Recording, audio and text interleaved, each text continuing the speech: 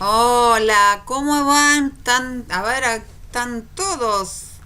Tenemos aquí una sola persona que no se ha identificado, así que le pido por favor que el que no puso su nombre que se identifique. Les comento que nos está preguntando si quiénes está participando, si se están conectando, ¿no? Así que me sería muy útil que me digan quiénes son. Para el que no puso su nombre, no está identificado, sí que está con el nombre ya por defecto que aparece.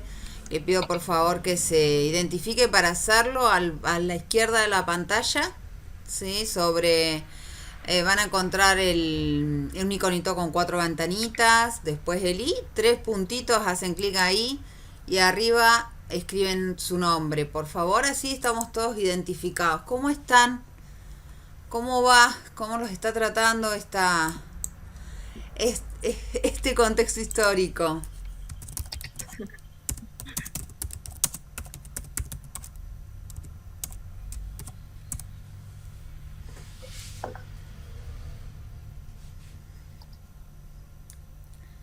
No me van a negar que es un momento para aprender de cerca lo que vieron en sociología, ¿no? Lo último, ¿se acuerdan que peleamos tanto con el tema del teletrabajo y organización industrial? Me parece que fue un momento para ponerlo en práctica. Bueno, les quería comentar algo. Ayer, no, miento, les estoy mintiendo horrible. Hoy a la mañana, mientras estaba recibiendo un paquete en la puerta de mi edificio, me encontré con un ex alumno de Seneca que vive por acá cerquita, que también es técnico en seguridad e higiene. Y una de las cosas que, bueno, obviamente se acercó a saludarme y estaba recontra contento porque dice que en este contexto le surgió un montón de trabajo que era algo que venía buscando y que no lograba tener continuidad.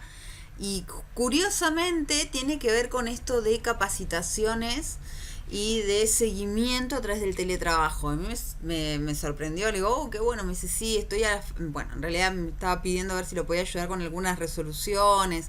Vieron que se está analizando la posibilidad de regular estrictamente o de empezar a generar una ley específica para lo que es el teletrabajo.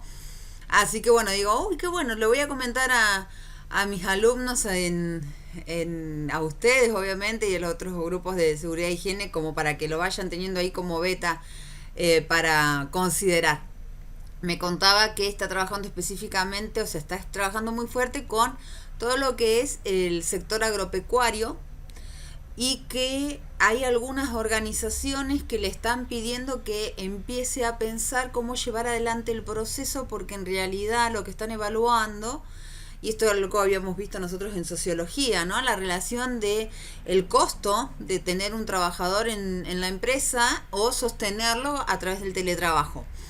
Así que le dijeron que vaya pensando en eso porque más allá de la extensión que pueda llegar a tener esta situación histórica particular que nos está tocando vivir, es muy probable que no vuelvan al sistema anterior, ¿sí? Al tradicional de tener que asistir a la oficina. Así que bueno, obviamente cuando me vio, como ya habíamos hablado en algún momento también en el contexto académico de lo que era el teletrabajo, vino a contarme que estaba transitando esto y yo digo, bueno, qué interesante, le voy a contar a los chicos como para que también lo vayan empezando a observar y a sumar a su pañol de herramientas. Como yo siempre les digo, el conocimiento tiene muchas aristas. Una es el crecimiento personal, cuanto más uno está abierto a aprender, más humano se vuelve, más capacidad de comprensión tiene de su entorno, pero además crece uno como ser humano, ¿no? Y la otra es la beta instrumental, la beta práctica, que es la que nos permite abrirnos caminos y sostenernos en este mundo que, bueno, ustedes lo están experimentando en carne propia, que no tiene una, una directriz única y que nos puede sorprender en el mejor de los casos, ¿sí? Así que bueno, ¿cómo están? ¿Quién me quiere contar, aparte de Genoveva, que está bien? El resto, ¿cómo está? ¿Cómo se sienten?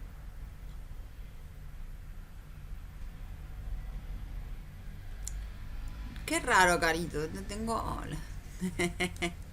Te veo, Karina. Qué raro. Tengo habilitada yo la cámara. ¿El resto me ve?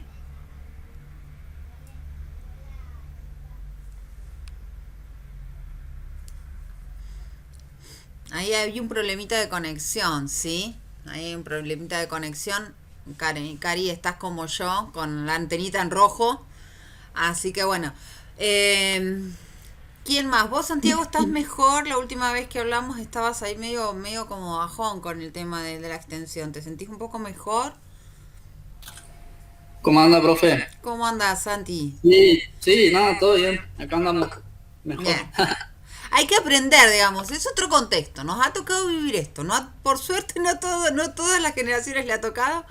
Miremos el lado de aprender, de volverlo productivo a esto, ¿sí?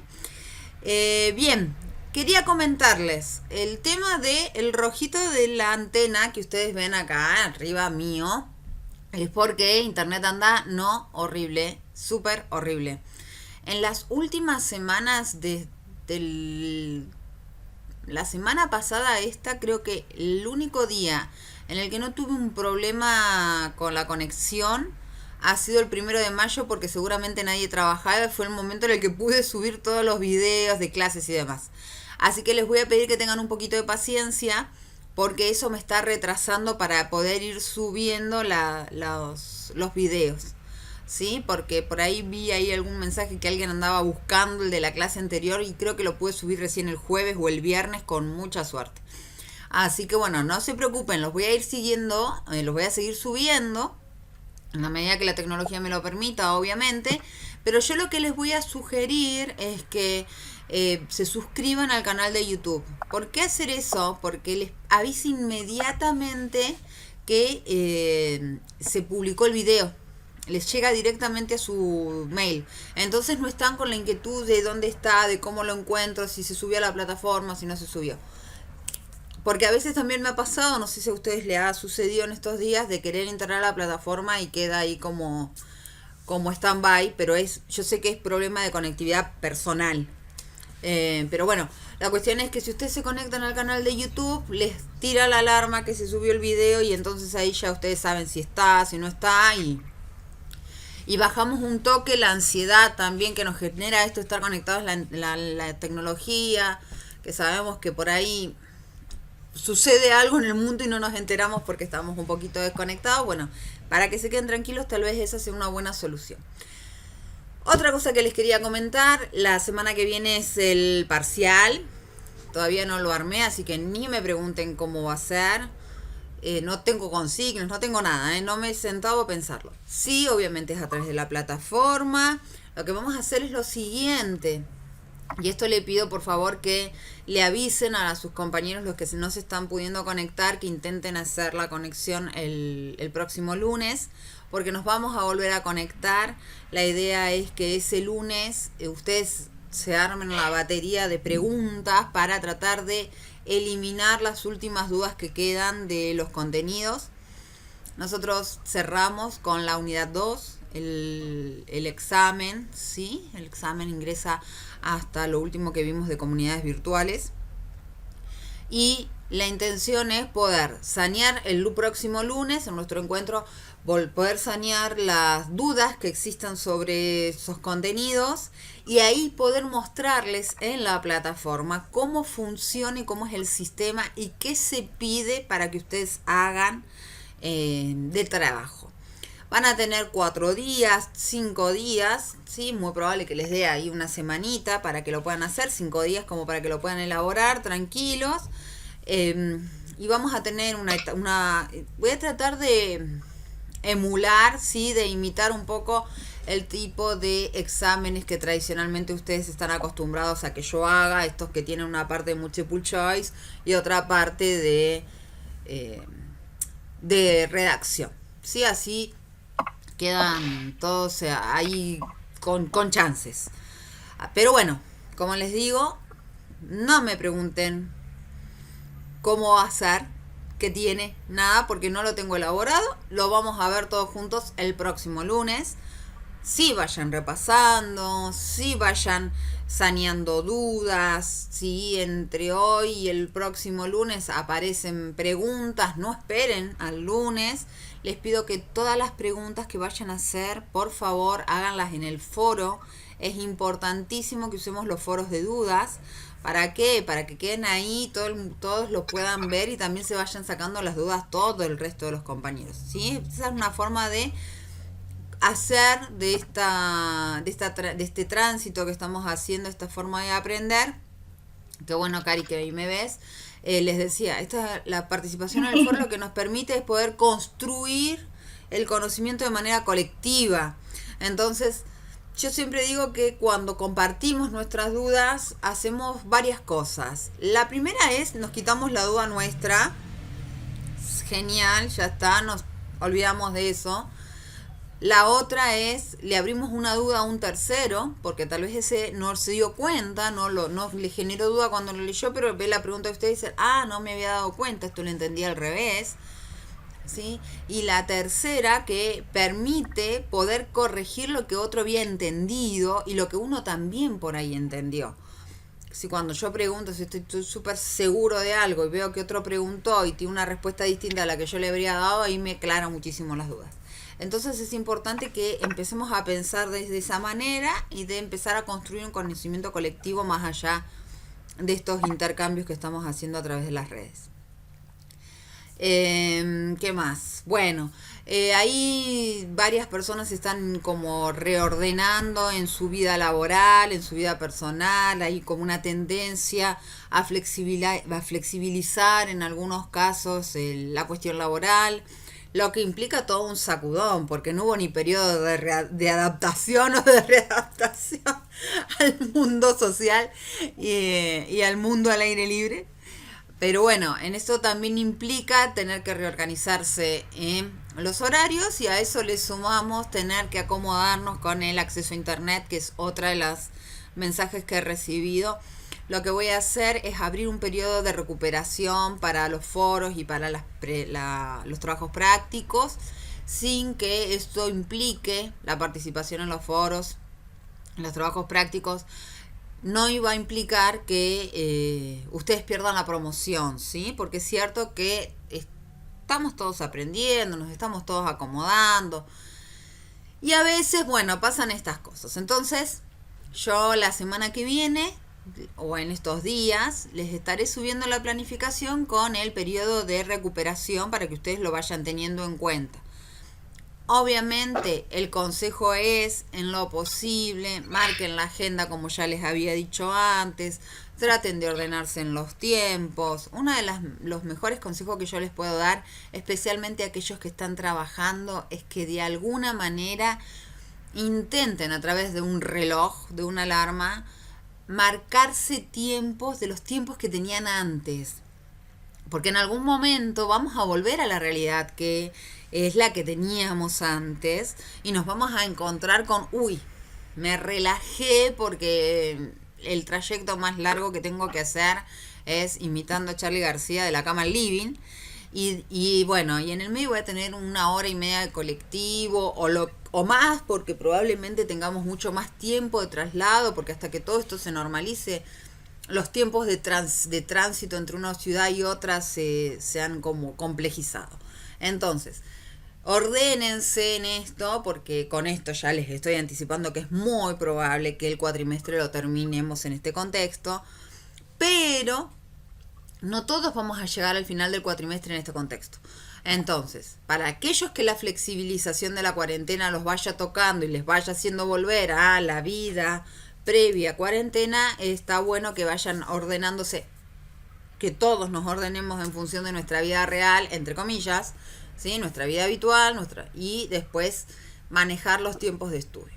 ¿Para qué pasa esto? Para que cuando llegue el periodo de recuperación no tengan que recuperar todo, ¿sí? Básicamente es eso. Bueno, ¿qué vamos a hacer hoy, chicos? Vamos a introducir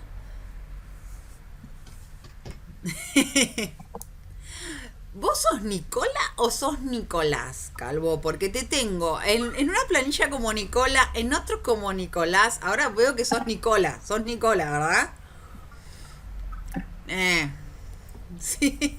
Bueno, entonces después revisar los documentos formales porque vas a aparecer, algunos vas a aparecer como Nicolás. Bueno, vamos a hacer una cosa, chicos. Vamos a empezar. Un cartel grande. Nicola. Bien. En todo caso voy a insistir yo por mi lado para ver que eso, por lo menos en las planillas mías, figures como corresponde. Bueno, vamos a hacer una cosa, porque justamente peleando con la internet, me pasó que no pude llegar a subirles la introducción de la unidad 3 que es la última, que habla del poder en las organizaciones. Entonces, antes de compartirles esa información, les aclaro, no entra en el parcial. Recuerden ustedes que originalmente el parcial iba a ser hoy en este horario. O sea, hoy. ¿Sí? ¿Cómo? Veíamos que era posible que se extendiera este tipo de vínculo educativo, lo cambiamos, lo corrimos una semana como para tener un tiempo de ordenarnos en el espacio y tiempo. Ya está confirmado, no volvemos la semana que viene, tomamos entonces el parcial vía plataforma, pero habíamos trocado, corríamos el parcial y adelantábamos contenido de la unidad 3, así después no andábamos corriendo como locos. Lo que yo voy a hacer ahora entonces es aprovechar este tiempito, explicarles la introducción, lo que plantea el primer texto de la unidad 3, que básicamente habla de el poder en las organizaciones, que es un tema que no se suele abordar desde una perspectiva de dinámica, sino más bien se trabaja desde el concepto desde la idea de un elemento con el total control del entorno, y en realidad el poder concreto o el poder real tiene una dinámica, y la idea de esta unidad es brindarles a ustedes herramientas para que ustedes puedan analizar la relación de fuerzas de poder donde están insertos. ¿Y para qué me sirve a mí poder identificar la relación de fuerzas de poder? Básicamente para que esa relación de fuerzas no me lleve de regalo. Primero. Segundo, porque si yo puedo posicionarme como corresponde dentro de la organización y puedo entender cuáles son las interrelaciones que van tejiendo a la cultura organizacional y al clima organizacional, genero más herramientas para poder hacer más efectivo y más eficaz mi trabajo, y además para poder identificar cómo vincularme con cada uno de los miembros, para poder tener claro que la organización no es algo que, y ya lo habrán visto, no es una cajita cerrada que yo agarro, la puse y listo y funcionado y mecánica. No, no es mecánico. ¿Y qué es lo que no hace que sea mecánico? Justamente las relaciones de poder que entre ellas se dan. ¿Sí? Bueno, vamos entonces a compartir el Power, ¿sí?, sobre lo que son los conceptos de poder. Vamos a meternos con esto. Una vez que terminamos de hablar de las relaciones de poder, lo que vamos a hacer nosotros es empezar a sanear dudas de algunas cosas que estén dando vuelta por ahí. ¿Pueden ver todos el Power?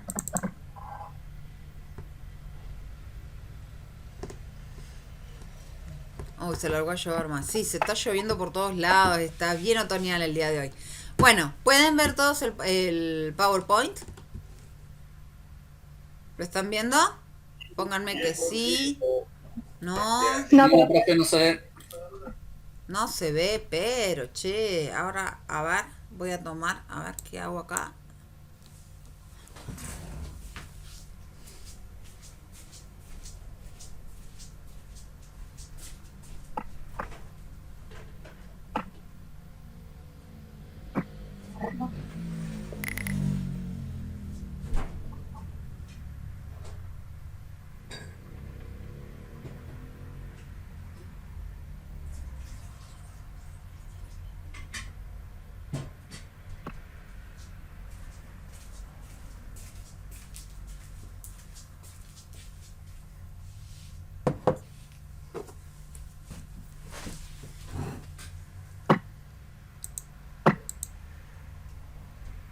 Hola, ¿ahora?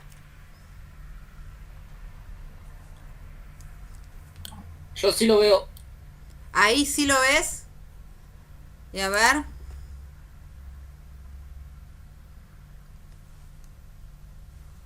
¿Ahora?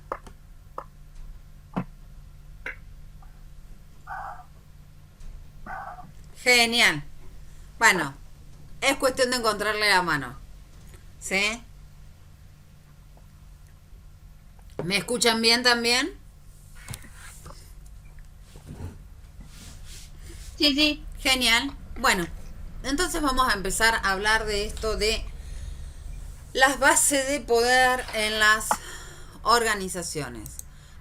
Básicamente lo que nosotros vamos a encontrar o desde el lugar donde nosotros vamos a poder o vamos a intentar interpretar son desde una mirada bien tradicional, que es la de Weber, ¿sí? Un amigo de ustedes, con el que ya se han tropezado en varias oportunidades.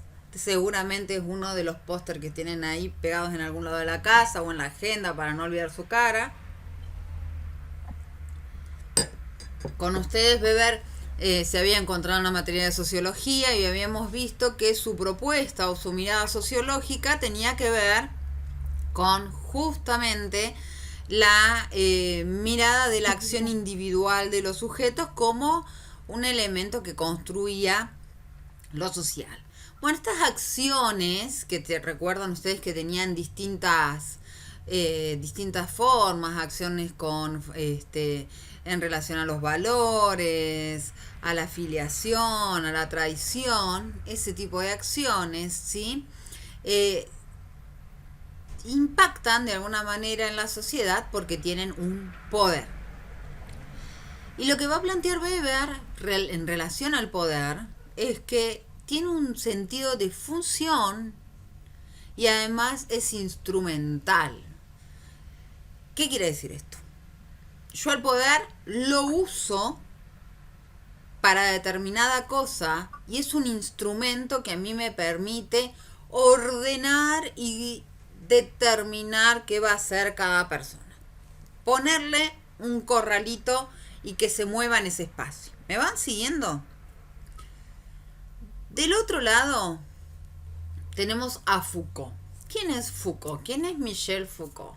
Bueno, si alguien tiene ganas de profundizar y de cruzarse con o de empezar a pensar el entorno desde otro lugar, y entonces lean Foucault, que es maravilloso. De Foucault hay un libro que es fundacional en su pensamiento, que es Vigilar y Castigar, y hay otro que se llama La genealogía del poder. ¿Sí? Foucault es además en las líneas de pensamiento un existencialista también, muy vinculado a pensamientos de Nietzsche, otro señor que hizo que los cerebros de su época y en la actualidad se sacudan un poco para pensar el entorno desde otro lugar. Bien, ¿qué nos dice Foucault? Foucault frente al poder nos plantea otra situación. Y de acá yo quiero que ustedes rescaten, porque es esta por la línea por la que nosotros vamos a ir. En realidad, cuando empezamos a pensar a la organización como algo dinámico, y empezamos a pensar en una interrelación de fuerzas que no solo reprimen, sino también producen. Este es el eje funcional, fundacional y central en Foucault.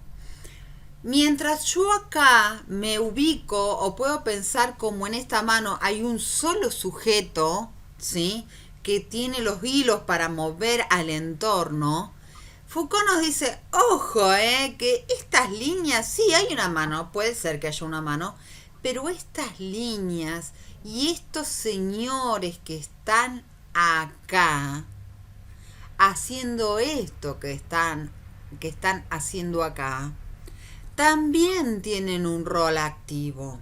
Y acá es donde empezamos a vincular estas miradas con lo que veníamos viendo hace un tiempo atrás, de un sujeto que si bien está hecho por la institución, por los procesos de socialización, por el marco organizacional, es decir, cada uno de nosotros cargamos con todas esas pautas de funcionamiento social, también es cierto que somos nosotros los que en cierta medida reproducimos. ¿Y qué es lo que reproducimos? Justamente aquello que nos interesa o aquello que consideramos que es válido o que es oportuno para nosotros, nos va a traer un beneficio. Entonces, toda esta exposición que vamos a ir haciendo, cuando ustedes vayan a ver el texto van a ver Weber por un lado, Foucault por el otro. Yo lo que hice fue trabajar la idea de contraposición permanente para que puedan contraponer las miradas. Cuando Weber empieza a hablar de poder, vamos a encontrar que nos habla de una lectura tradicional, que es la que solemos ver siempre cuando nos hablan de poder. Dice, la probabilidad de imponer la propia voluntad dentro de una relación social. Esta es la mirada que uno tiene cuando habla socialmente de poder. ¿Qué quiere decir esto? Nos imaginamos que hay un sujeto superior en esa relación de fuerza que tiene la capacidad de doblegar al otro y hacer que ese otro que se doblega, o que doblega a él, en realidad que dobla, ¿sí? Que hace caer, que hace que se rinda, hacer que ese sujeto que se rinde cumpla o ceda al deseo de ese otro ser superior. Esa es la mirada que uno en general tiene del poder y que es la mirada que en general uno encuentra en el subsuelo de toda mirada administrativa o de toda mirada de análisis organizacional. ¿Por qué les digo esto? Porque curiosamente, cuando empezamos a mirar un poquito más a Taylor, a Fayol, o que son algunos de los autores que ustedes ya han trabajado, se habrán dado cuenta que ellos ponen el acento en el administrador o en el que dirige, ¿sí? Esa es una mirada tradicional del poder. Frente a eso, Foucault nos plantea algo muy interesante.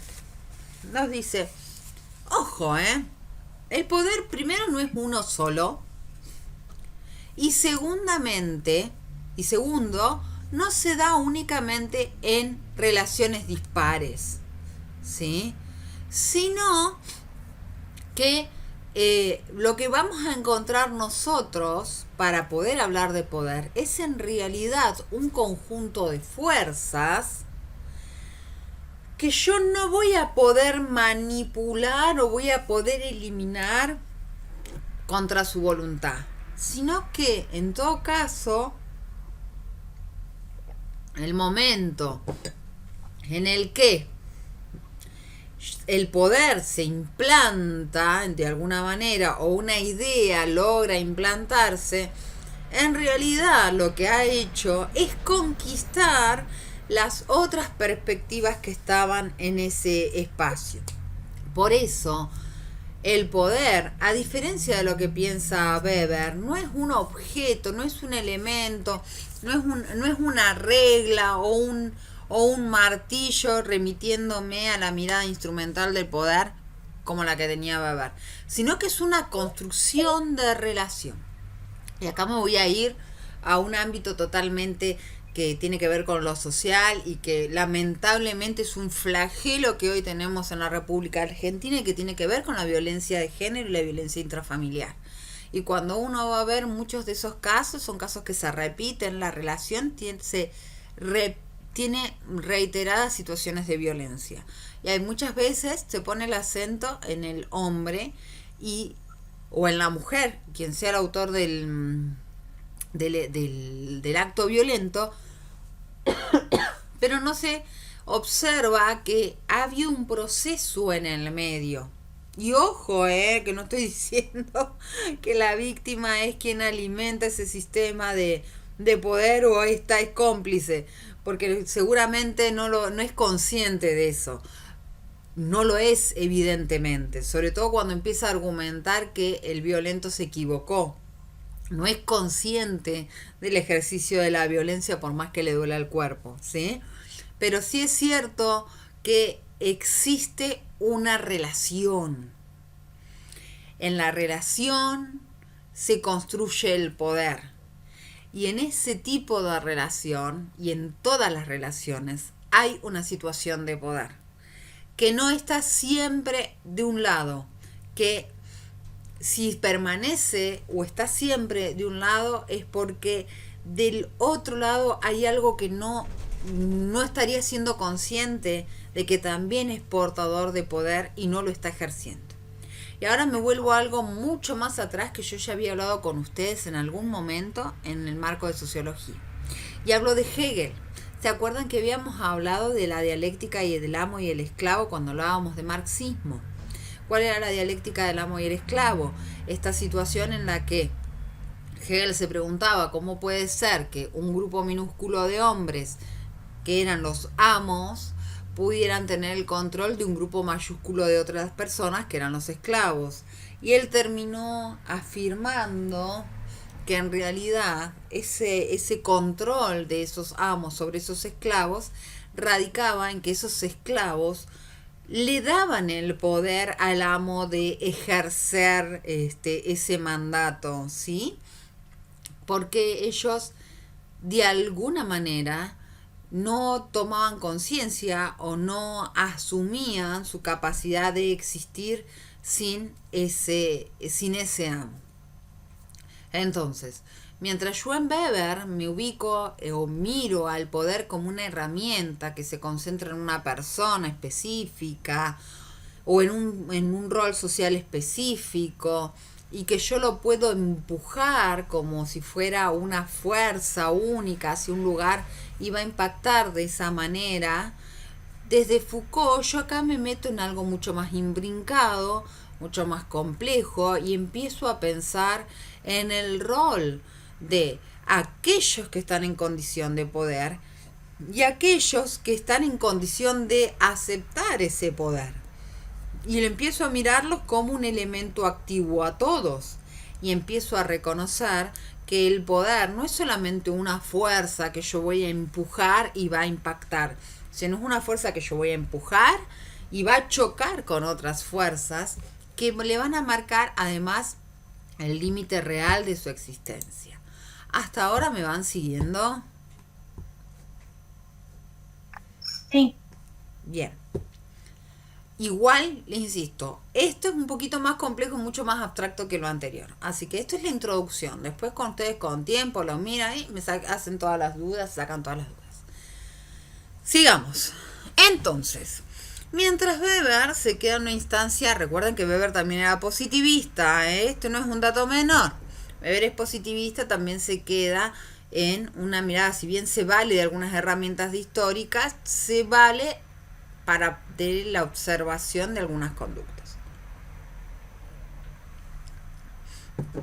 Entonces, ¿qué es lo que va a decir Weber respecto del poder? Cuando yo tengo que ver o analizar el poder, empiezo a encontrar que el poder está acá, en la superficie, en la clase social, ¿sí? Y que depende del lugar social que yo ocupe, va a ser el tipo de poder que se detente. Y que las clases sociales se mueven en la conquista del poder en función de un interés económico y un interés de sostener los privilegios de clase, ¿sí? De pronto me acordé de el año pasado de la esposa del presidente de Chile. ¿Recuerdan ustedes ese audio tan famoso que salió cuando empezaron los levantamientos en Chile respecto de que el detonante fue el tema del boleto de subte, que se filtró un audio que decía, bueno, esto es un caos, vamos a tener que empezar a ceder los privilegios de clase? Bueno, de esto se trata. Yo uso el poder a nivel social, se usa el poder a nivel social en función de esta clase. Las clases sociales, entonces, ejercen el poder sobre el resto del entorno social. Las clases dominantes ejercen el poder sobre el resto del conjunto social. Por eso es Y acá volvemos a encontrarnos con contenidos que ustedes ya han visto en sociología. Por eso es que a las clases sociales, y en esto no lo niegan ni los positivistas ni los revolucionarios, a las clases sociales les interesa el control del Estado, y en todo caso, cuando nos metemos en las organizaciones, a los grupos sociales les interesa el control de las organizaciones. ¿Por qué les interesa el control de las organizaciones? ¿Por qué? Porque a mí el Estado me da un poder y ese poder me permite ejercer la dominación. ¿Qué es la dominación? La probabilidad de que alguien me obedezca y responda a mis deseos y mandatos. Ahora, para que yo pueda ejercer esta dominación, necesito contar con disciplina.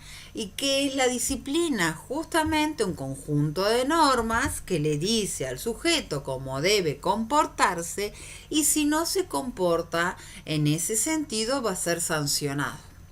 Entonces, lo que yo tengo desde Weber es la idea de un instrumento, una cosa que podemos interpretar nosotros como marco normativo, como marco legislativo, por eso es el Estado.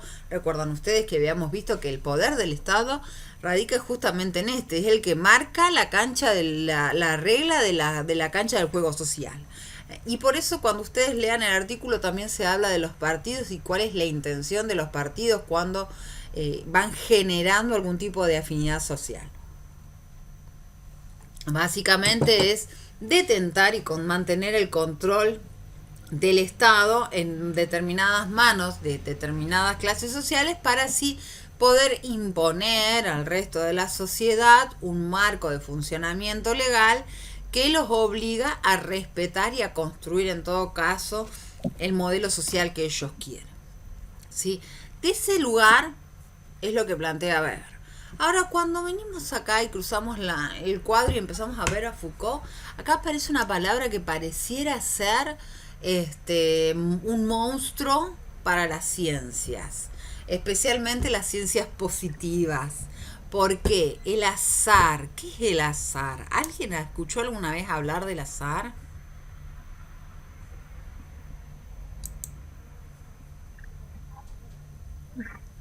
¿Alguien saben qué es el azar? Es como algo tipo, como algo impredecible. Algo impredecible, muy bien, Walter, es la suerte. Exactamente. El azar es algo que sucede. Básicamente el azar es algo que sucede. Y acá es donde Foucault viene a patear el tablero de esta suerte de control total que veníamos nosotros manejando después de ver algunas miradas administrativas y algunas teorías sociológicas. Foucault dice, ojo, que en el campo de lo social lo que realmente opera es el azar.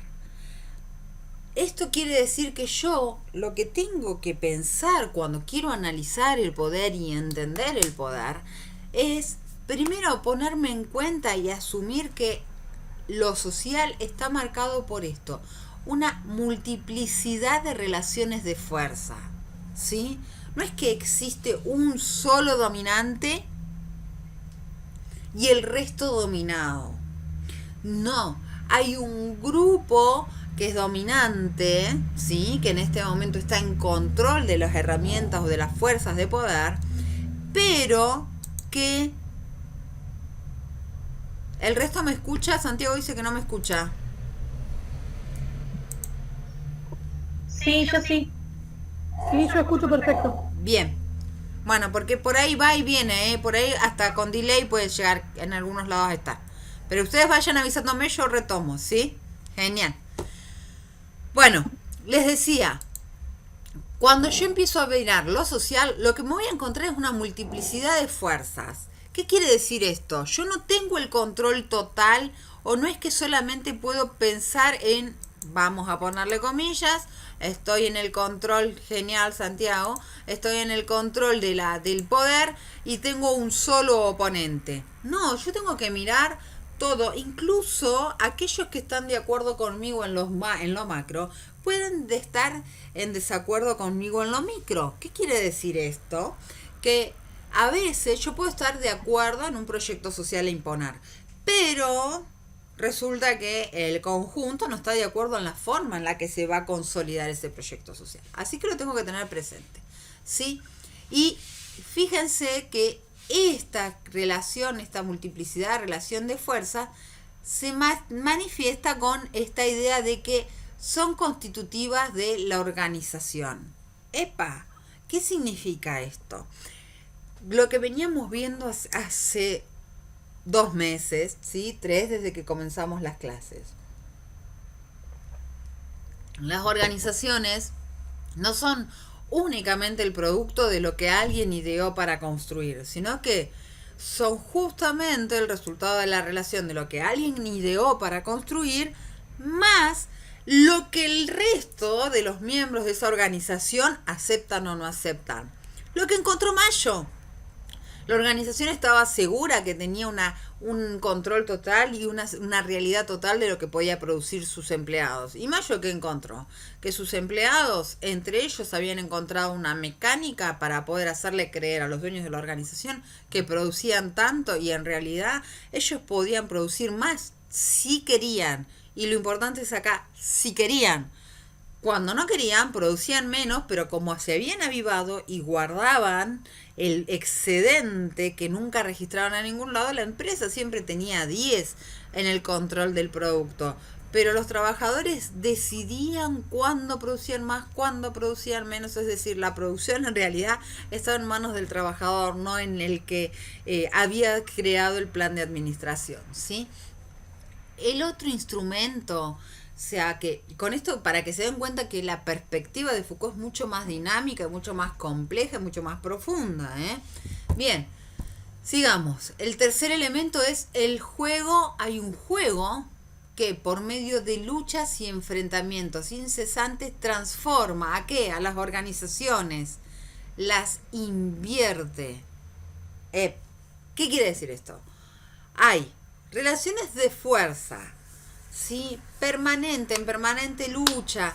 Depende de quién tuerza un poquito más el brazo al otro, va a ser la dinámica que vaya expresando la organización. Y a veces, y acá aparece Marx, recuerdan ustedes que él decía que la historia avanza por la contraposición de clases. Bueno, a veces sucede que aquel que estaba en el orden subalterno logra torcer el brazo de aquel que está en condición de dominante y se transforma ese en condición de dominante. Pero eso no quiere decir que el otro va a desaparecer o que al interior de su conquista o al interior del grupo que conquista hay una homogeneidad chata en el que todos responden. Hay fisuras, hay independencias. Entonces, cuando yo hablo de poder, no hablo de una única capacidad de control directa, sino que tengo que revisar permanentemente este flujo de fuerzas que componen la organización. El siguiente elemento dice, los apoyos, ¿sí? ¿Esto qué quiere decir? Que las fuerzas tienen un sustento. Los apoyos de dichas relaciones de fuerzas se encuentran unas en la otra, la forma de cadena o sistema. Y esto, piensen ustedes, ahí hagan algo, jueguen, hoy les propongo que jueguen con el que tengan al lado, ¿sí? Agarren un pañuelo, ustedes de una punta y otro de otra, y tiren, a ver quién tira más y quién cede primero. Y ahí van a encontrar poder.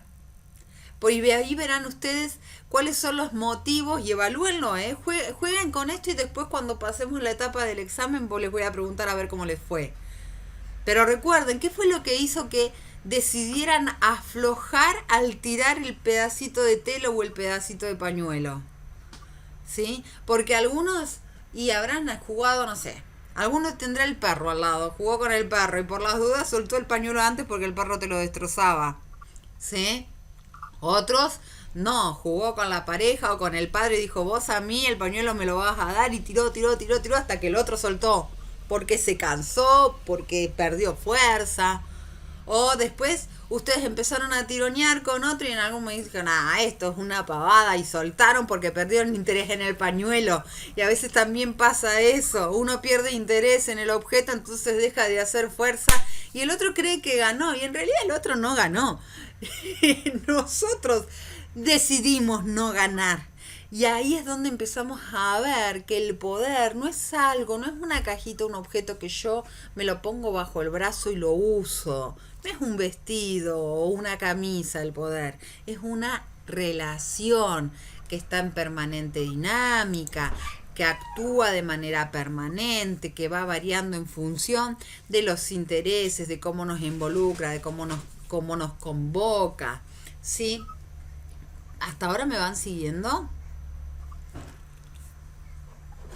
Sí. Bien, sigamos entonces.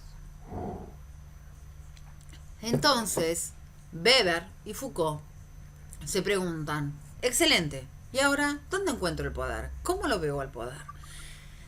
Lo que Weber nos va a decir es que el poder, ¿sí? Este elemento funcional, instrumental, es distinto de la autoridad. Yo puedo tener poder heredado, poder físico, ¿sí? Ahora, fíjense lo siguiente, la autoridad siempre tiene poder. Esto es importantísimo. ¿Por qué? Porque yo voy a tener muchísimas manifestaciones de poder. Muchísimas formas de ejercicio de poder. Como recién les decía, la violencia contra un otro, la amenaza de mi capacidad de fuerza bruta contra el otro es un ejercicio de poder. Pero eso no me da autoridad. Pero sí, para tener autoridad necesariamente tengo que tener poder. Y acá es donde empieza a vincularse con las organizaciones. Y cuando hablo de las organizaciones no hablo solamente de las empresas, sino hablo del entorno social también. ¿Por qué una autoridad tiene poder? Porque ha logrado ser reconocida por el entorno social. Hay un pacto social que me dice que tal rol tiene el derecho a exigir que yo le obedezca en determinados ámbitos. Entonces, cuando hablamos de la autoridad policial, por ejemplo, la autoridad policial. ¿Por qué la autoridad? ¿Por qué la policía es una autoridad? Porque tiene poder. ¿Y por qué tiene poder? Porque existe un marco constitucional y un marco legal que le ha dado ese poder.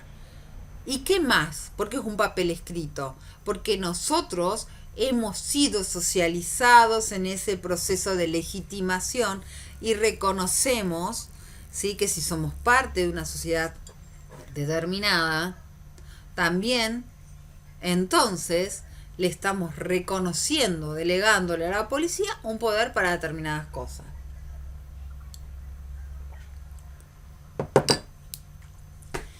¿Qué dice nuestra Constitución sobre el sistema de gobierno? ¿Gobernamos todos en la República Argentina? ¿Qué dice nuestra Constitución sobre el poder del pueblo y nuestra democracia? ¿Cómo gobernamos? Supongo que en este momento, y teniendo el celular al lado, estarán buscando lo que dice la Constitución, ¿no? A ver, acá se me suman varios. A ver qué me dicen en el chat. Bien, sí, hay 3 poderes. ¿Y qué más? Bien, Walter, gobernamos a través de un representante. Y cuando gobernamos a través de nuestros representantes, ¿qué quiere decir eso? Que estamos delegándole ¿qué? El poder. ¿El poder de qué? De gobernar, ¿sí? Ahora, para que esas personas que están en el Congreso, en la Intendencia, en el Consejo Deliberante, tengan ese poder, nosotros lo hemos legitimado y para darle esa legitimación que hemos hecho votado. ¿Sí? Bien. Entonces, Weber nos dice, a la autoridad social la vamos a encontrar legitimada por este pacto social. Ahora crucemos la vereda y vayamos a Foucault. Foucault agarra y se pone en otro lugar y nos dicen, fíjese qué interesante esto de poder y saber, saber y poder para Foucault son prácticamente la misma cosa, porque una se funda en la otra. sí nos aclara que después de Platón y la caverna de Platón y toda la mirada que tuvo Platón o nos heredó Platón respecto del saber, de este saber idílico, superior, reservado para solamente aquel que es capaz de escalar la caverna, ¿sí? De salir hacia la luz, existió una mirada dicotómica, sí, partida en realidad respecto de la relación entre el saber y el poder. Pero nos aclara, es una mirada hipócrita, porque en realidad todo contexto histórico, como el nuestro, chicos, porque a veces uno piensa que no es parte de la historia y en este momento, aunque no les parezca, están haciendo historia. Sí. En cada contexto histórico existe un a priori histórico. ¿Qué es ese a priori histórico? Es un marco de saber, es lo que generalmente se conoce en ciencia como paradigma y que en realidad tiene un nombre específico que es la episteme. ¿Qué es la episteme? Es la forma de saber, es la forma de entender, es la forma de comprender cómo nos relacionamos, es la forma en la que validamos nuestro entorno social, es lo que condiciona nuestra subjetividad. Y aquí empieza a jugar entonces las ideas o los contenidos que habíamos visto antes de, por ejemplo, la institucionalidad. Las instituciones nos hacen a nosotros, nos usan a nosotros, nos meten a nosotros en un proceso de socialización. En ese proceso de socialización nos van diciendo a nosotros cómo debemos entender, cómo debemos pensar, y también por eso es tan importante y por eso es que a veces uno, si no lo piensa demasiado, se pregunta ¿por qué tanto pelea por el modelo de estudio o por el tipo de educación que nos dan? Y básicamente porque en la base del modelo de educación y de los contenidos que nosotros recibimos está en realidad la perspectiva que esa impronta histórica quiere que nosotros tengamos. Entonces, en algún contexto histórico, por ejemplo, ser obrero, y estoy hablando de Argentina, era una vergüenza, era un horror, ¿sí? Era horrible ser obrero. Pero después, cuando hubo otro cambio de episteme, como hubo otro cambio de mirada frente a ese sujeto, dejó de ser un elemento, un engranaje en una empresa y empezó a ser un sujeto histórico, de derecho, y entonces hoy todavía seguimos enarbolando la idea de que el trabajo dignifica, y este trabajo dignifica está surgido o ligado a justamente el trabajo obrero y a una mirada y una perspectiva política, ideológica que marcó la historia argentina, y estoy hablando del peronismo, ¿sí? Entonces, mientras, para Weber, yo voy a tener un porque sí que en algún momento se cerró allá a lo lejos y no tengo forma de identificar lo que le da la base al poder, pero surge porque todos se ponen de acuerdo para cederle la autoridad a alguien. Foucault dice no, en realidad el reconocimiento del poder de alguien o la capacidad de control de alguien va a depender específicamente de la episteme del momento, es decir, de la forma en la que nosotros entendemos y valoramos o evaluamos lo que realmente es válido o no. Como para seguir abonando un poco esta perspectiva, piensen ustedes en el cambio brutal que hubo desde el medioevo, donde nosotros teníamos el reinado de una mirada teológica, a la modernidad, donde empieza a pesar fuertemente la razón. ¿Sí? Bien, sigamos entonces. Lo que nos va a proponer entonces Weber y Foucault son formas distintas de entender al poder y sus manifestaciones. Lo que vamos a encontrar son, por ejemplo, en Weber, ¿sí? A ver, ¿qué tengo acá en el chat? El voto vale, sí, el voto vale, por supuesto, ¿sí? Bien, lo que nosotros vamos a tener en esta placa son formas de cómo se construye o se manifiesta el poder. En el caso de Weber, lo que vamos a tener son 3 instancias posibles en las cuales el poder se va a manifestar. La primera es la autoridad legal. Sí, la autoridad legal o racional legal es la que hablábamos recién. Ahí está la de que yo voto a los representantes, hay un marco legal que me dice, bueno, esto es así. Nosotros, ¿por qué estamos encerrados en nuestras casas y salimos cuando nos dan permiso? Porque estamos reconociendo el marco legal que le da el poder justamente al presidente para emitir todos los decretos de necesidad y urgencia que considere necesario para poder llevar adelante esta situación histórica. También nosotros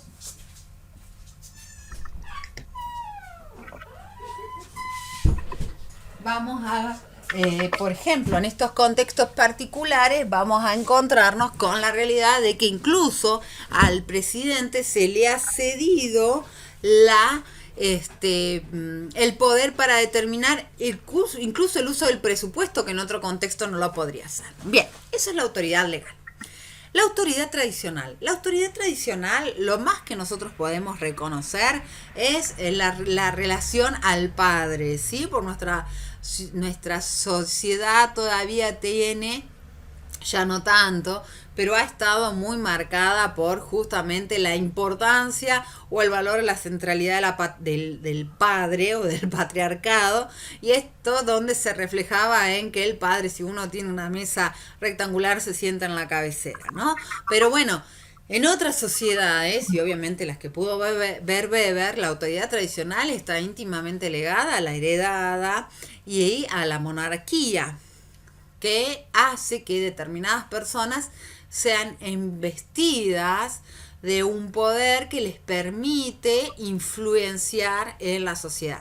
Fíjense qué interesante lo que ha sucedido en este marco, que fue noticia que la reina de Inglaterra diera un comunicado oficial.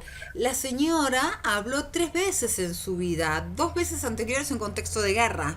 Sí, y habló ahora, entonces fue noticia, el mundo estuvo atento a lo que decía la reina de Inglaterra, y desde nuestro lugar, que no tenemos un reinado, que aparte tuvimos toda una historia para romper con esa forma de gobierno, que nos hable la reina nos da exactamente lo mismo, pero sin embargo en Inglaterra el hecho de que la autoridad máxima de la corona se haya referido, se haya contactado con los ciudadanos a través del comunicado, fue una estrategia para llevarles tranquilidad. ¿Por qué? Porque todavía la ciudadanía inglesa la reconoce autoridad.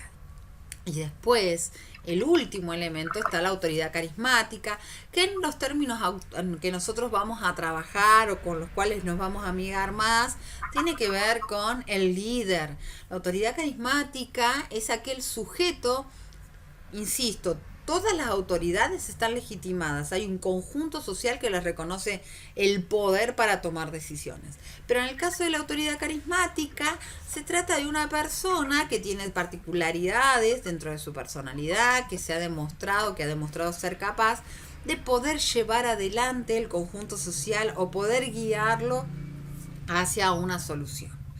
Bien, quería decirles algo más respecto de esto y se me fue. Bien, quería hacer énfasis en justamente esto, que uno puede decir, bueno, pero entonces que los líderes no pueden ser autoridades legales. Sí, muchas veces sucede que la autoridad carismática tiene una conjunción con la autoridad legal. En nuestro caso, por ejemplo, en nuestra historia, muchas veces quien llega a convertirse en autoridad legal previamente tuvo autoridad carismática. Y para traer un ejemplo de lo que podría ser una autoridad carismática combinada con una autoridad tradicional, uno de los ejemplos que nos dio el siglo XX respecto de esto ha sido Lady Di, ¿sí? La ex esposa del príncipe Carlos, que bueno, ha quedado marcado en la historia justamente porque rompía las reglas del protocolo y además, más allá de ser quien era a nivel tradicional, ¿sí? Por haber estado casada con un príncipe, tenía otra llegada al pueblo, por eso es que caló tan hondo en la comunidad inglesa y ha quedado en la historia mundial. Eso es lo que nos dice Weber entonces. ¿Cómo viro yo el poder? Bueno, lo voy a encontrar plasmado en personas o en roles específicos y son estos tres. Cuando nos cruzamos y vemos que dice Foucault dice, guarda, que el poder, porque acá la autoridad se erige en dueño de la toma de decisión y empuja al resto y el resto es. Acá Foucault dice, no, el poder se conforma entre la ideología y la represión. Acá estamos. Ideología construida sobre la episteme, sobre la forma de entender el mundo y el orden de ese mundo, y la represión, es decir, la amenaza, la normativa, que te dice, si vos haces tal cosa, te sanciono. Y esa represión es necesaria para consolidar el orden social. ¿Sí? Bien, acá vemos entonces que es otra perspectiva, otra mirada dinámica. No es que solamente yo me puedo... va a haber una persona que pueda contener los dos. Acá yo necesito un conjunto de personas que abonen la ideología y un conjunto de personas que acaten el sistema represivo. Porque si no existe ese conjunto, el poder no puede ser ejercido. Si no hay quien me reconozca el poder, o quien decida, como les decía yo recién en este chiste del pañuelo, y los invito a que lo jueguen y a ver qué hace que alguien suelte el pañuelo primero, ¿sí? Y ahí van a empezar a encontrar distintas motivaciones. Pero si no existe esta relación de fuerza y un montón de personas sosteniendo una ideología o varias ideologías y reconociendo más o menos el sistema de represión, el poder en realidad no existe, ¿sí? Bien, veamos entonces... Avancemos un poco más en las definiciones, o en todo caso repasemos las definiciones que ya hemos dado sobre Weber. Weber piensa entonces que el poder es un acto unilateral, como ya les decía, concentrado en una sola persona, que es capaz de doblegar al otro, que impone violencia y que lo que hace es controlar todo el resto sin preguntarse, Weber, ¿de dónde nace la legitimidad? ¿Qué es lo que da la legitimidad? Porque él sí nos dice, hay un pacto social. Sí, hay un acuerdo social para que el presidente sea elegido por la mayor cantidad de votos. Pero ¿qué es lo que hace que la gente o este pacto social previo a nosotros, porque la Constitución fue aprobada en 1853 y el sistema republicano se consolida en 1853 y no termina de ser validado hasta 1860, si no me equivoco, que fue cuando Buenos Aires dijo, bueno, sí, muchachos, está bien, apruebo la Constitución, porque hasta ese momento Buenos Aires no la había firmado. Entonces, para volver a lo nuestro, ¿dónde está? ¿Qué es lo que alimenta el pacto social? Se pregunta el autor.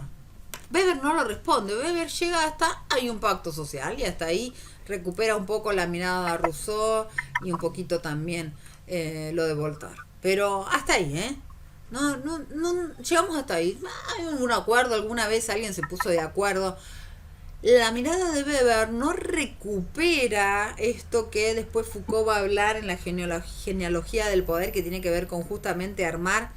La idea de la genealogía viene similar a la del árbol genealógico, ¿no?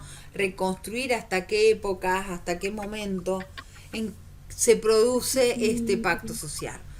Foucault dice, no, puedo yo reconstruir desandando la historia, me voy a encontrar que en un momento hubo un grupo social que en esta relación de fuerza tuvo más poder que otros y se impuso sobre otros y terminó imponiendo la idea del pacto social. ¿Sí? Y entonces cuando empezamos a ver por qué se retoma el sistema republicano y encontramos que el pacto social, que pareciera un acuerdo al cual concurrieron todos alegremente a firmar el papel diciendo sí, estoy de acuerdo para el sistema republicano, en realidad no es ni tan pacífico, ni tan ordenado, ni tan feliz. Si retomamos la idea de la Revolución Francesa como el retorno de la idea de la república a Occidente, empezamos a encontrar que la Revolución Francesa en realidad tuvo su origen en la necesidad burguesa de reconfigurar las normativas sociales y económicas para poder sostenerse y poder crecer en su poder económico y social. Entonces, ¿qué hizo la burguesía? Aprovechó un momento de flaqueza de la monarquía, que era en ese momento otro conjunto de fuerza, y se alió con los sans-culottes o los sin techo o los cabecita negra de la Francia de ese momento, los alentó. Juntos dieron vuelta a la monarquía porque por relación de fuerzas tenían más capacidad para tirar de ese pañuelo metafórico que era el control del Estado, y cuando llegó el momento, sí, que corrió mucha sangre y muchas cabezas, cuando llegó el momento de restaurar y de instaurar un nuevo sistema de gobierno, la burguesía, ¿qué le dijo a los sans-culottes? No, muchachos, acá quienes acceden a los cargos del Estado son aquellos que pueden pagar tanta cantidad de impuestos, y se aseguraron de esa manera que el sujeto o la mayoría de los sujetos no pudieran acceder a los puestos políticos. Después, bueno, vino Bonaparte y hizo lo suyo también, pero si nos quedamos en esa interpretación súper rápida de lo que es la Revolución Francesa y empezamos a encontrar que estas ideas republicanas o de la Revolución Francesa, que son la hermandad, la libertad, ¿sí? Y la fraternidad, que son ideales sociales, en realidad están construidas sobre un campo de batalla en el que un grupo logró imponerse sobre tantos otros, y ahí es donde nace este pacto social, que si uno lo mira desde Weber, esta legitimidad del pacto social es ascética, está limpia, pero cuando uno se mete a mirarlo desde lo que nos propone Foucault, que es revisar la historia, y no es tan sencillo, ¿sí? No es tan limpio. Vuelvo al ejemplo de la Constitución, las provincias la firmaron en 1853, y Buenos Aires decidió aceptarla recién en 1860 y con algunas modificaciones que la beneficiaban. Bien, ahora sí, crucemos de vereda, nos metemos con Foucault, y Foucault entonces nos habla de que el poder en todo caso transcurre a través de la técnica de los individuos. ¿Qué es la técnica de los individuos? Básicamente un conjunto de herramientas que a mí me permiten que normalizar a los sujetos. Una palabra que ustedes ya saben que han usado muchísimo, un concepto que han usado muchísimo, es el de socialización. Entonces, la normalización, ¿sí?, es en realidad el resultado de la relación de fuerzas que terminan generando que un marco normativo y un marco de costumbres y un marco ideológico aceptado por el conjunto social. Ese conjunto de normalización, de herramientas de normalización, ¿qué produce? Por eso veíamos al comienzo que Foucault nos dice que el poder no solamente es represivo, sino que además produce. ¿Qué produce? Produce sujetos. Y esos sujetos somos ustedes y yo. ¿Sí? El conjunto de las reglas de normalización, ¿qué hace? A nosotros. Nos construye a nosotros. Por eso es que cuando ustedes lean a Foucault van a decir produce realidad, produce lo real. ¿Por qué? Porque si ustedes se pellizcan un poquito, no con mucha fuerza, se van a dar cuenta que existen, ¿sí? Y si ustedes se pellizcan mental y espiritualmente, se van a dar cuenta que existen y que en su existencia cargan un montón de backup que han heredado de su entorno familiar, social, ideológico, y que después con el tiempo cada uno lo ha ido interpretando, valorando, sosteniendo, arrojando, lo ha puesto ahí en el costadito como para mirarlo y decir, bueno, esto yo no es lo que no quiero ser, o lo ponen ahí como espejo para decir, sí, esto es lo que yo quiero ser. Pero ustedes son contenedores de todo el proceso de normalización, y como son contenedores de todo ese proceso de normalización, forman parte de un conjunto social. Por eso el poder lo que hace es crear sociedad, ¿sí? Escucho un ruido por ahí, no sé si es que me están queriendo hablar o que se les prendió el micrófono y están con otra cuestión por detrás. Revisen, porque no sé, si me quieren hablar, hablen ahora, calle para siempre.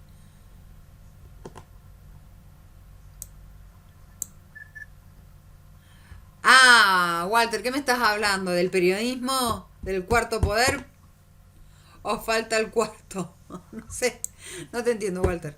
Llegué tarde al cuarto poder. Bueno, sí, en la actualidad uno de los elementos que forman y que condicionan muchísimo el marco de normalización son los medios de comunicación.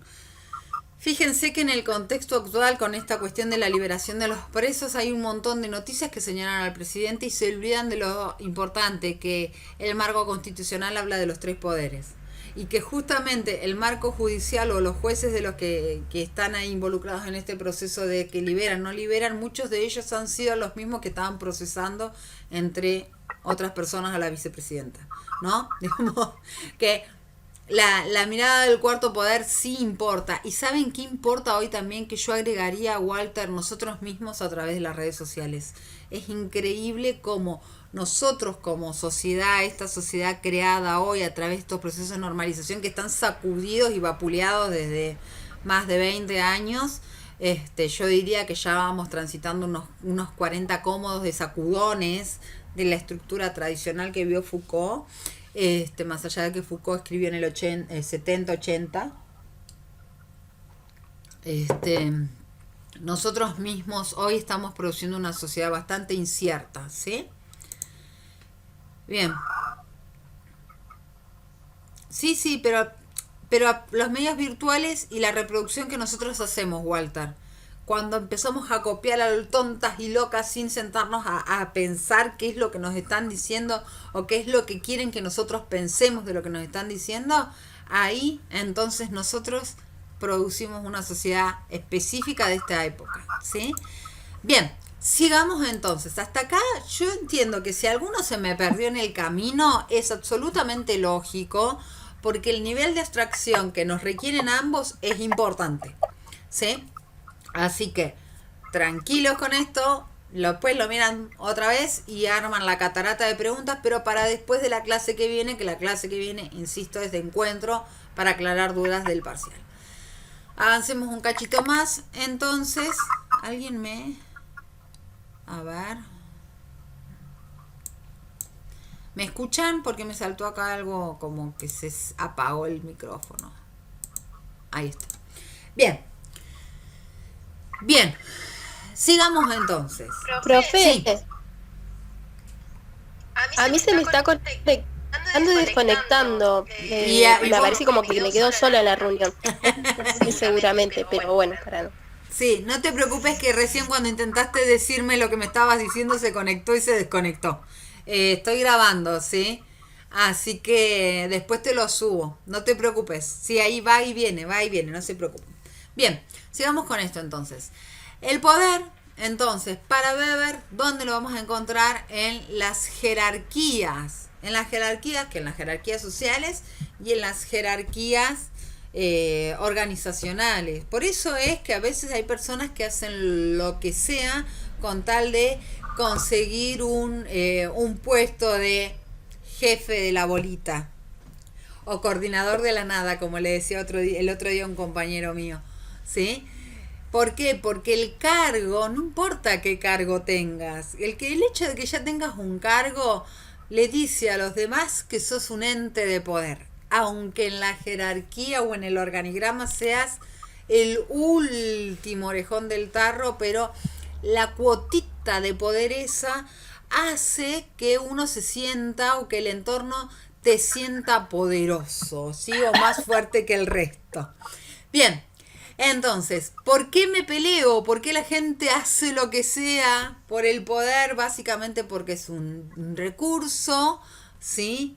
Que está a disposición, que te dice a vos que tenés el derecho a exigirle a un grupo, aunque a veces uno se encuentra que es el director y su equipo es uno. Y bueno, ese uno está obligado a obedecerte porque sos el jefe, ¿sí? Y desde esta mirada de Weber, entonces, la idea del poder es unidireccional, yo lo detento y lo ejecuto. Foucault lo que te dice, guarda, no te creas que es tan sencillo. Hay que, para poder llevar el control de la relación de fuerzas y estar siempre atento, en realidad la postura de Foucault no es para nada relajada frente al poder, ¿sí? Weber, una vez que vos ascendiste a la jerarquía, ya está, si querés podés relajar un par de horas porque ahora tenés que ejercer el poder. Foucault no, Foucault todo el tiempo te está diciendo lo que nosotros venimos diciendo en la construcción del clima organizacional o en la mirada de la relación de la institución con la organización y el actor dentro de la institución. Esto es muy, muy dinámico y depende mucho de qué es lo que estén sintiendo, percibiendo los sujetos y de las decisiones que tomen los sujetos y de cómo los sujetos se aglutinan. Entonces Foucault te sacude un poquito y te dice, excelente, accediste al lugar de poder legitimado socialmente, pero guarda que para poder sostener ese poder hay que tener presentes las técnicas con las cuales se maneja el poder. Y aquí empieza a aparecer la idea de disciplina y la idea de vigilancia. La idea de disciplina está vinculada un poco con lo que ya nos había dicho Weber, la idea de la existencia de ciertas normativas o reglas que son en realidad técnicas de control, que lo que nos van diciendo es, bueno, sentate acá, hace esto, movete acá, responde de esta manera, bueno, nosotros vamos como moviéndonos dentro del espacio. Y el otro elemento, que es el que introduce Foucault, y que si después quieren buscar por ahí el panóptico de Bentham, es muy interesante, ¿sí? Se los voy a escribir por acá para que lo vayan a buscar, el autor no lo habla, pero es muy interesante que ustedes lo puedan buscar.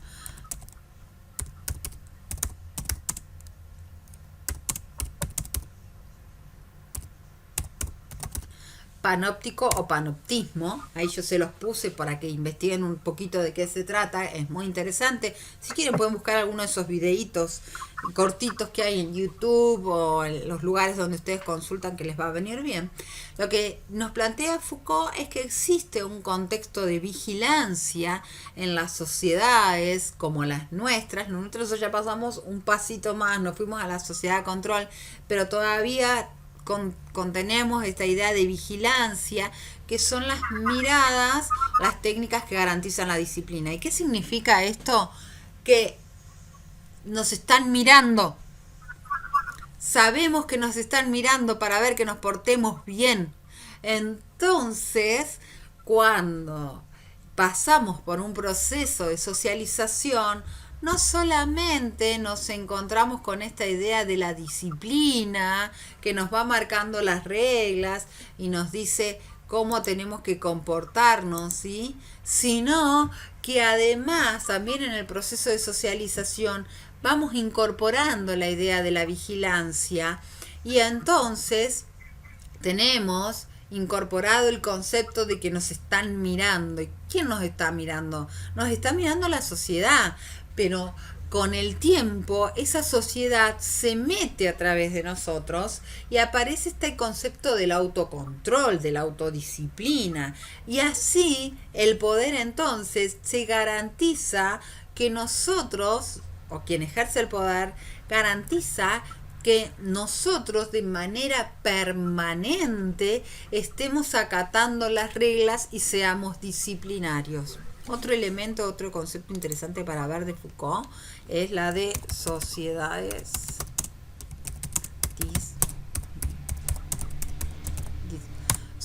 disciplinarias. Ahí se las copié bien. Sí. Para si tienen ganas ahí de chusmetear un poco. Bien.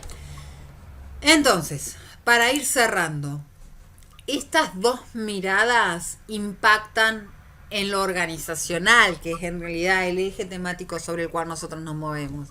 La mirada de Weber atraviesa y está en el fondo de casi todas las miradas administrativas que nosotros hemos podido ver. Se concentra o se piensa en el poder arraigado y pegado a un cargo dentro de una organización. Pero Foucault nos dice no, ojo. Si es cierto, no, obviamente, no las desconoce, ¿no? Existen jerarquías, existen cargos con poder dentro de la organización, pero ese poder solo se sostiene cuando yo tengo disciplina por parte de los miembros, es decir, que yo puedo establecer unas técnicas de control específicas que hace que los sujetos se comporten de determinada manera, pero al mismo tiempo les hago sentir, y existe el concepto de vigilancia, que son esas técnicas que garantizan el control de la conducta. Y esa vigilancia va a venir de afuera, ¿sí? Si ustedes repasan un poquito, cuando mirábamos estructural funcionalismo, ahí aparece algún concepto muy similar que hablaba de el control interno, de la disciplina interna y de la sanción interna y externa. ¿Se acuerdan que ahí me le pifiaron bastantes en el examen? ¿Sí? La sanción que viene de afuera es la vigilancia externa, la sanción interna es la vigilancia o la autodisciplina. Y esto es sumamente importante. ¿Y qué ejemplo les puedo dar? En este contexto, bueno, la mayoría, si bien hoy, por ejemplo, veía el diario y decía que en Cipolletti, bueno, en Río Negro habían detenido a 3.600 personas por romper la cuarentena. Uno dice, es un horror, son un montón. Pero bueno, no nos olvidemos que son 3.600 que no tienen ni disciplina ni vigilancia, pero se toparon con la vigilancia externa, ¿sí? Bien, pero ese conjunto es un número relativamente chico en comparación con el resto de la población de la provincia. ¿Y esto por qué es? Porque la mayoría reconoce el poder presidencial, reconoce el poder de la gobernadora, acepta y acata las medidas de las intendentes o intendentas de cada sector, ¿sí? Y no necesita que el Estado esté parando en la puerta de cada uno diciéndole, señor, señora, quédese en su casa. ¿Por qué no hace eso? ¿Por qué? Porque ya tiene incorporado por el sistema de socialización la garantía de la autovigilancia que hace que yo me comporte bien. Pero al mismo tiempo, entre nosotros nos estamos mirando a ver quién rompe o no rompe la regla establecida, ¿sí? Bueno, con esto hemos llegado al final de la introducción del primer texto de la unidad 3, que tiene que ver con el poder, ¿sí? Esto es lo que nosotros vamos a cerrar la materia. Parece increíble que ya estemos hablando de cerrar la materia. Lo que nos quedan ahí, si no me equivoco, un par de minutitos, unos 10 minutitos más o menos, para cerrar la clase. Así que si hay alguna duda, algo de lo que veníamos viendo, aprovechemos, la eliminamos ahora. Y si quieren sacarse alguna duda de lo que vimos hasta ahora, bienvenido sea. Decían ustedes qué es lo que desean hacer para continuar este vínculo, este encuentrito de hoy. Y si no, bueno, los dejo en sus manos. ¿Qué deciden hacer? ¿Qué necesitan hacer? ¿Qué quieren hacer?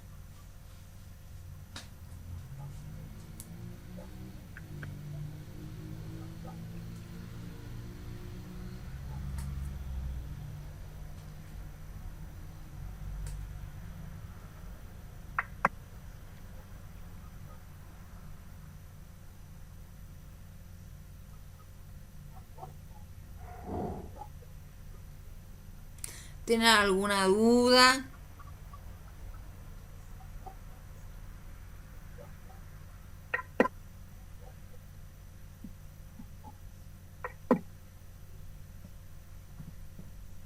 ¿Me escuchan?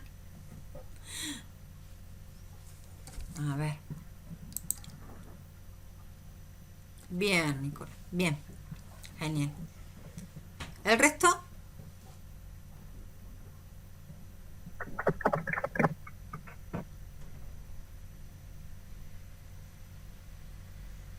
Bien, bueno, Cari, tenés dos opciones vos que vas a dejar las dudas. Una es si querés ir sacándolas en el foro, me las vas escribiendo y yo te voy respondiendo, y si después la pregunta no te satisface y necesitas la unidad 3, qué bueno, qué bueno. La unidad 2, por ahí sí tiene sus bemoles. ¿Qué te iba a decir? Poder avanzar, ¿sí?